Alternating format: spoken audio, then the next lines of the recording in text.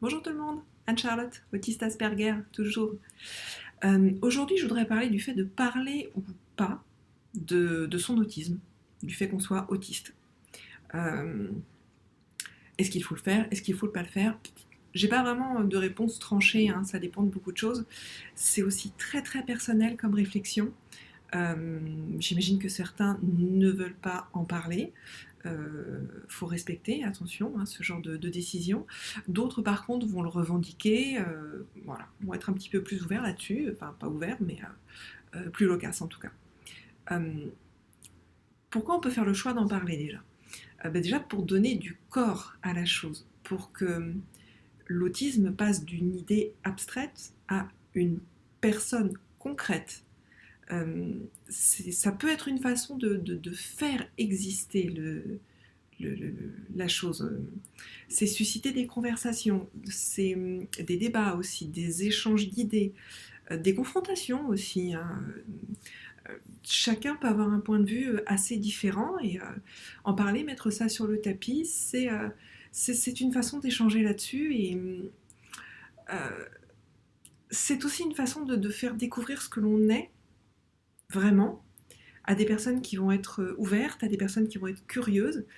Et pour parler de ma propre expérience, faire découvrir ça à des personnes aussi qui peuvent nous surprendre par leur bienveillance. Vraiment. On peut être très étonné, hein, par certains. Euh, mais c'est pas toujours le cas.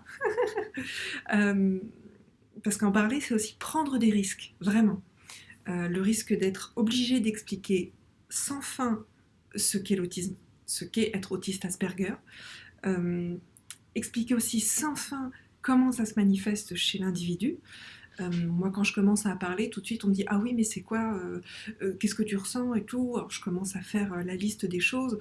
On me répond souvent ah moi aussi, j'ai ci, j'ai ça. C'est un tableau qui est énorme et qu'on ne peut pas définir en détail en quelques mots, en une conversation très courte. Donc, ça peut aussi être compliqué d'en parler. C'est aussi le risque de tomber face à un meilleur orateur que soi-même, et ça c'est pas compliqué parce qu'en général les autistes Asperger sont vraiment pas de bons orateurs. Moi je peux être très très loquace comme ça devant une caméra, hein, c'est simple, il y a personne, il y a que mon chien. Mais face à quelqu'un qui a l'habitude de parler, on peut être très très vite désarçonné, perdre nos moyens. C'est vraiment aussi donc le risque de se heurter à un certain découragement à force d'essayer de faire tomber les clichés, les préjugés, tout ce qui est euh, véhiculé par les médias. Parce que même si les médias parlent de plus en plus d'autisme, ben, ils n'en parlent pas forcément très très bien. Je l'ai déjà dit, ça peut être très très maladroit comme angle d'approche pour parler de l'autisme. Il y a beaucoup de sensationnalisme dans les émissions. Non, un autiste, c'est pas forcément un génie des maths, c'est pas forcément quelqu'un qui a une mémoire absolue. Enfin, c'est tellement plus large que ça, l'éventail est très vaste. Donc il y a énormément malheureusement de clichés qui sont encore bien ancrés chez les gens là-dessus. Donc en parler, c'est aussi prendre le risque de se confronter face à des personnes qui sont vraiment qui nagent dans ces clichés-là. Et ça demande du courage pour essayer de casser tout ça.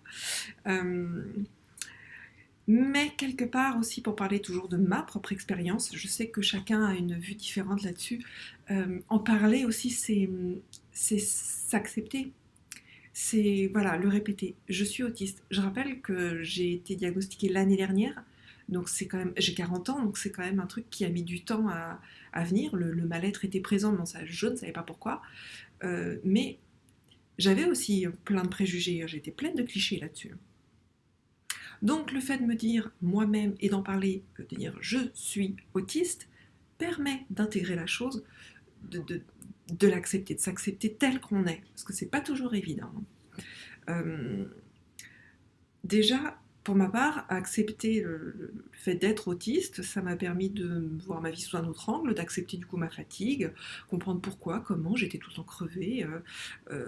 Ça m'a permis d'adapter mes stratégies d'adaptation. Ouais, adapter stratégie d'adaptation, bof.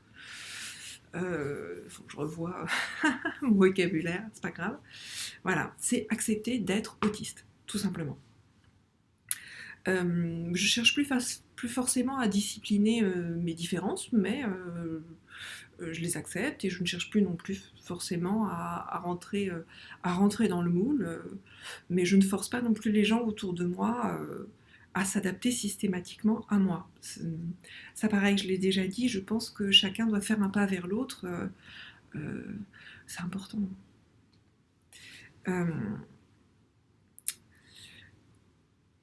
Alors, ouais, autre chose aussi, depuis que j'ai accepté le diagnostic, on me l'a dit, c'est une chose, mais l'accepter, c'est autre chose.